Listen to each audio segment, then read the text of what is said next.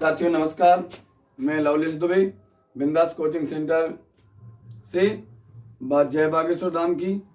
आज मैं साथियों आपके लिए लेकर आया हूँ एक नया टॉपिक हिंदी व्याकरण से, जिसमें आज हम आपको रस के बारे में पूर्णतः सटीक और अच्छी तरीके से आपको स्पष्ट करने का प्रयास करूंगा। साथियों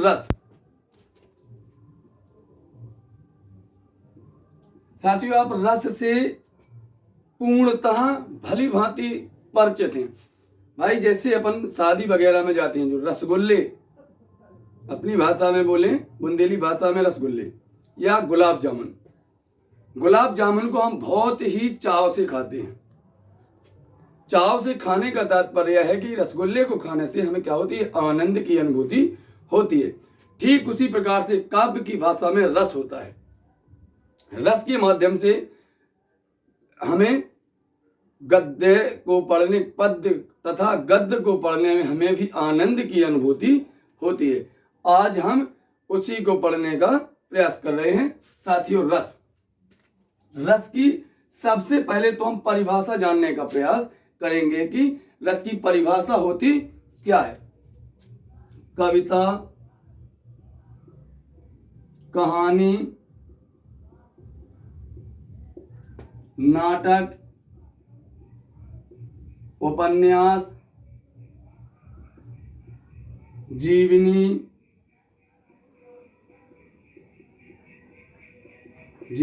और संस्मरण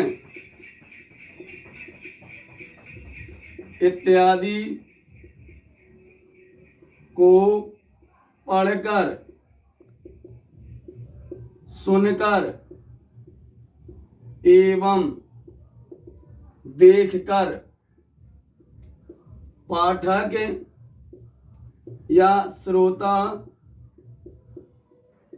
के मन में जो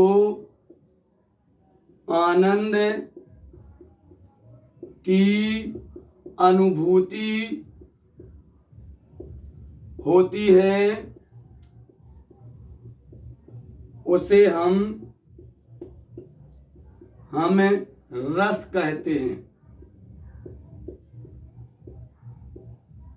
साथियों सीधी सीधी बात यह है कि हम कविता, कहानी, नाटक, उपन्यास, जीवनी, संस्मरण इत्यादि को पढ़कर, सुनकर या देखकर पाठक या श्रोता के मन में जो आनंद की उत्पत्ति होती है उसे हम रस कहते हैं।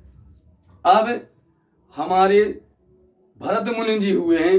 भरत मुनि के अनुसार रस की परिभाषा यह है। आचार्य भरत मुनि के अनुसार विभावानुभाव,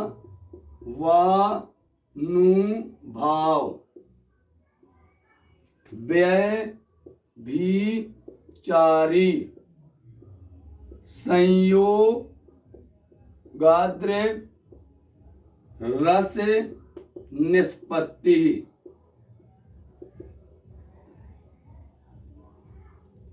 रस निष्पत्ति अर्थात विभाव, अनुभव, संचय भाव और स्थायी भाव से मिलकर के रस क्या होते हैं, बनते हैं। अब साथियों रस के 4 अंग हैं। रस के अंग, साथियों रस के कौन कौन से 4 अंग हैं। पहला तो है स्थायी भाव। स्थायी भाव, विभाव, अनुभव और संचय भाव। साथियों स्थायी भावों की संख्या 10 है, संचय भावों की संख्या 33 है।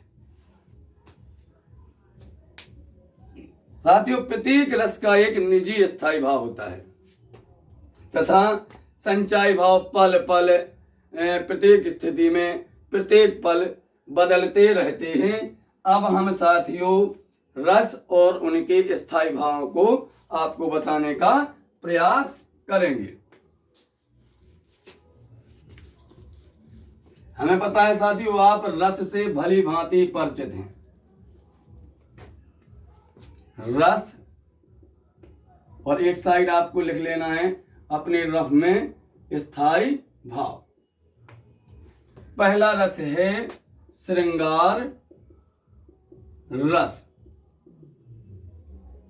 का स्थायी भाव रति या प्रेम। दूसरा हास्य रस, हास्य रस, हास्य रस का स्थायी भाव हास्य या हंसी। करुण रस, करुण रस का स्थायी भाव है शोक। बीभत्स रस, बीभत्स रस का स्थायी भाव है जुगुप्सा या घृणा। वीर रस, वीर रस का स्थायी भाव है साथियों उत्साह। अब हम वीर रस का स्थायी भाव अद्भुत रस,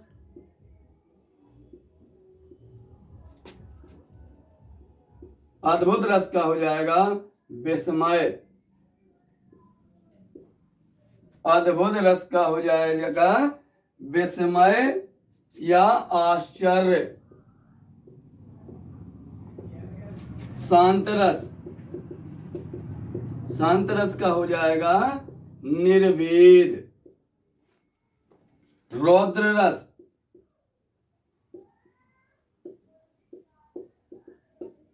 रौद्र का हो जाएगा साथियों क्रोध। भयानक रस, भयानक रस का साथियों हो जाएगा भय। 1 2 3 4 5 6 7 8 9। और साथियों वात्सल्य रस, वात्सल्य रस का हो जाएगा वत्सल या स्नेह। साथियों ये रहे हमारे रस, और ये रहे प्रत्येक रस का एक निजी स्थायी भाव जो होता है वो उसके स्थायी भाव है। अब साथियों हम इन रसों का क्रम से एक एक करके डिटेल में अध्ययन करेंगे। साथियों अब हम श्रृंगार रस के बारे में पूर्णतः स्पष्ट करने का प्रयास करेंगे। साथियों श्रृंगार रस, श्रृंगार रस, साथियों श्रृंगार रस में हम नायक नायिका स्त्री पुरुष के परस्पर मिलन का वर्णन या विरह का वर्णन कहते हैं। इसमें श्रृंगार रस के दो भेद होते हैं साथियों। एक तो होता है संयोग श्रृंगार, दूसरा होता है वियोग श्रृंगार। साथियों संयोग श्रृंगार में हम स्त्री पुरुष नायक नायिका के परस्पर मिलन का वर्णन करते हैं, तथा साथियों वियोग श्रृंगार में हम नायक नायिका के बिछड़ने के बारे में पढ़ते हैं। साथियों श्रृंगार रस की परिभाषा, जहां पर नायक नायिका के परस्पर मिलन या मिलने तथा बिछुड़ने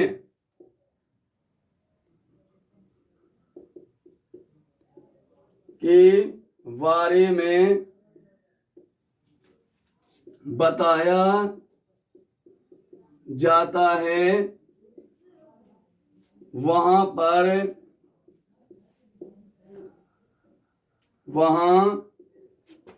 पर श्रृंगार रस की उत्पत्ति होती है। अब साथियों हमने इसमें एक नया शब्द जोड़ा है, बिछुड़ने। आपको बिछुड़ने का ना मिलकर के परस्पर नायक नायिका के मिलन का वर्णन किया जाता है, वहां पर संयोग श्रृंगार होता है। क्योंकि साथियों हमने बिछुड़ने का जोड़ने का तात्पर्य यह है कि संयोग श्रृंगार दो प्रकार का होता है। एक तो होता है, एक साथियों संयोग श्रृंगार और एक होता है वियोग श्रृंगार। संयोग श्रृंगार में नायक नायिका के मिलने का वर्णन होता है, इसलिए हमने नायक नायिका के मिलन का बताया है। और दूसरा जो प्रकार होता है संयोग श्रृंगार का, वो होता है वियोग श्रृंगार। वियोग श्रृंगार में नायक नायिका की परस्पर विरह का वर्णन होता है, इसलिए हमने बिछुड़ने लगाया है। संयोग श्रृंगार, संयोग श्रृंगार। साथियों संयोग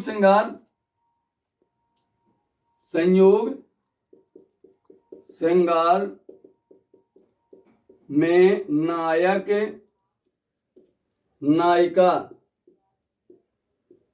के परस्पर मिलन का वर्णन किया जाता है। जैसे हम इसको एक उदाहरण देकर समझेंगे। राम को रूप निहारती, राम को रूप निहारती जानकी कंगन के नग के परिछाही। राम को रूप निहारत जानकी कंगन के नग के परिछाही। याते सबे सुधी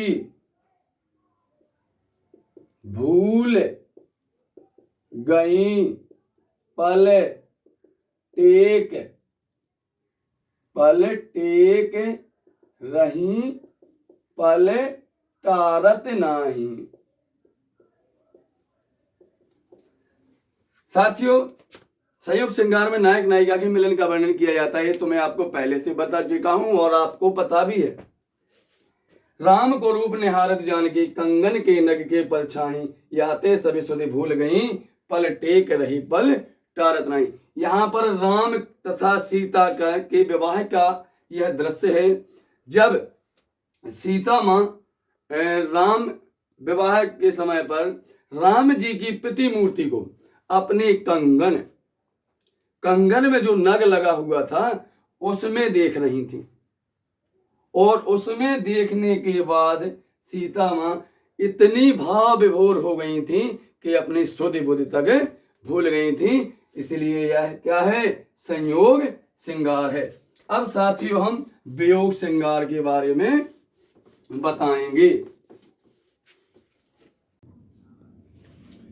वियोग श्रृंगार जहां पर नायक नायिका के परस्पर विरह का वर्णन किया जाता है, वहां पर वियोग श्रृंगार होता है। अर्थात जैसे उदाहरण में हे खग हे मृग हे मधुकर श्रेणी तुम देखी सीता मृग नहीं। साथियों हे खग हे मृग हे मधुकर श्रेणी तुम देखी सीता मृग नहीं, ये दृश्य वियोग श्रृंगार का है। जब भगवान राम वनवास में थे, साथियों आपको पता है, बार बार बताने की जरूरत नहीं है, आप सबने रामायण देखी है। रामायण में जब सीता माता का हरण रावण कर लेता है तब का यह दृश्य है। तो भगवान राम जब सीता माता से बिछुड़ते हैं तो वो पशु पक्षियों पेड़ों सबसे पूछते हैं कि आपने कहीं सीता को तो नहीं देखा। हे खाग, हे मृग, हे मधुकर श्रेणी, तुम देखी सीता मृग नैनी। अर्थात यह भयानक जो दृश्य है वियोग श्रृंगार का है, जिसमें भगवान राम सीता माता से अलग हो गए थे। अब साथियों हम हास्य रस के बारे में बताएंगे, जिसमें आपको हंसी आना स्वाभाविक सी बात है, क्योंकि हास्य रस है। हास्य रस में यदि आपको हंसी ना आए तो हास्य रस का कोई मतलब ही नहीं है।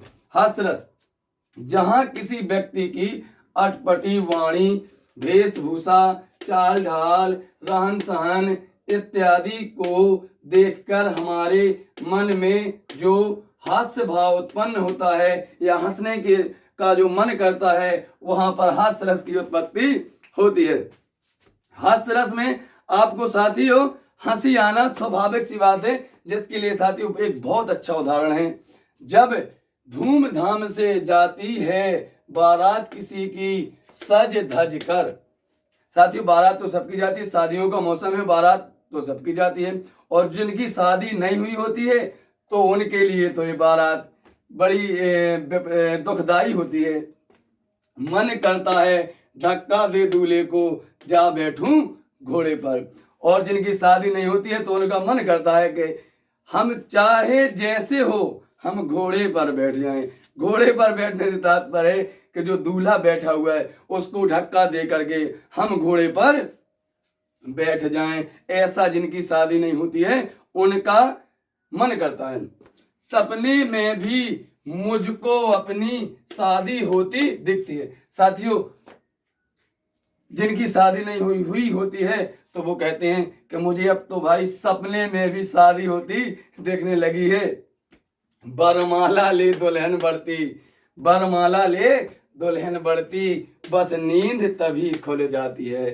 साथियों कहते हैं कि जैसे ही दुल्हन बरमाला लेकर के हमारी तरफ बढ़ती है उसी वक्त पर कम वक्त नींद खुल जाती है। ये साथियों हास्य रस का बहुत अच्छा उदाहरण है। इसी प्रकार से साथियों हम आपको ये पार्ट बहुत लंबा हो जाएगा रस का, इसलिए हम साथियों रस 2 भाग में पढ़ेंगे। आज हमने रस की उत्पत्ति तथा संयोग श्रृंगार रस और हास्य रस के बारे में पढ़ा है। कल साथियों दूसरे पार्ट में हम अन्य रसों को विधिवत पढ़ने का प्रयास करेंगे। साथियों मुझे आशा है कि आपको हमारा ये प्रयास अच्छा लगेगा। यदि आपको हमारा ये प्रयास अच्छा लगे तो लाइक करें, कमेंट करें तथा शेयर करना ना भूलें, और छोटे भाई को अपने सुझाव जरूर दें। धन्यवाद।